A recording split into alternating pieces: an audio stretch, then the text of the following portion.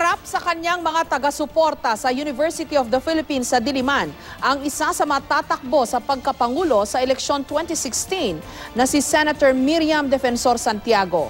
Kapansin-pansin namang present sa pagtitipon ang biyenan ni Senator Chis Escudero. May report si Tina Panganiban Perez.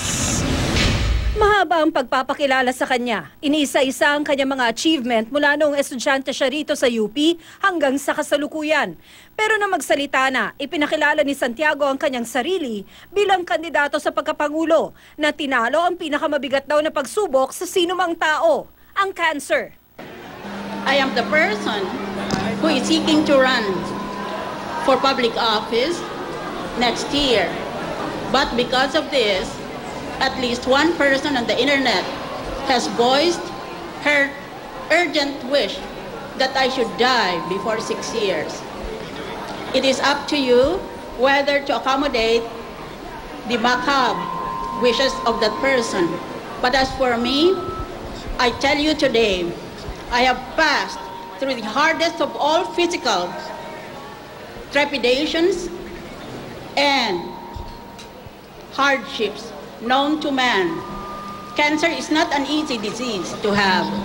Hindi gaanong dinatalya ni Santiago ang kanyang plataforma, pero isa sa mga isinusulong niya ay ang malinis at matapang na pamamahala.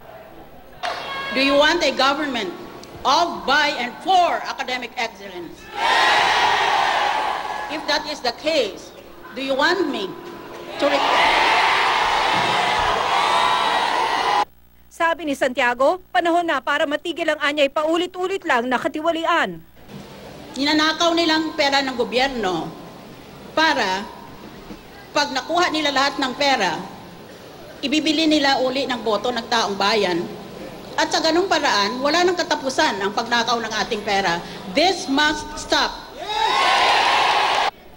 Kasama sa mga sumusuporta sa kandidatura ni Santiago, si Cecilia Ong Pauco, ang ina ni Heart Evangelista at biyenan ni Senator Chis Escudero na tumatakbong Vice President kasama ni Senator Grace Poe.